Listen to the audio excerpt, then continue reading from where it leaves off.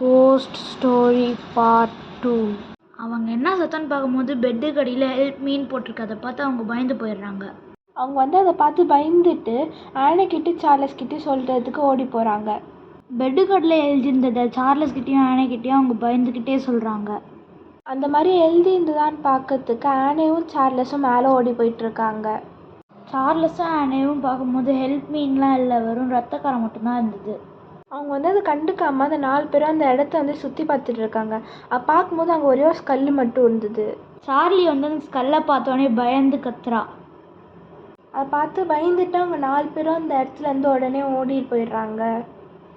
அவங்க ஓடிக்கிட்டு இருக்கும்போது ஒரு சத்தம் கேட்குது. அவங்க திரும்பி பார்க்கும்போது ஒரு பெரிய உருவம் நின்றுக்கிட்டு இருக்குது. அவங்க அதை பார்த்து பயந்துட்டு ரூம்குள்ளேருந்து ஓடி போயிடுறாங்க. அந்த ரூம் ரொம்ப அழுக்காக இருக்குது. அவங்க வெளியே பயந்து அந்த ரூமுக்குள்ளாரியே 1/2 hour உட்காந்துருக்குறாங்க. உருவம் போயிடுச்சா இல்லையான்னு பார்க்கறதுக்கு ஆனே வெளியில் போகிறான் அந்த ரூம் விட்டு. ஆனே போய் கிட்டத்தட்ட 1/2 hour ஆச்சு, ஆனால் அவன் இன்னும் வரல. To be continued.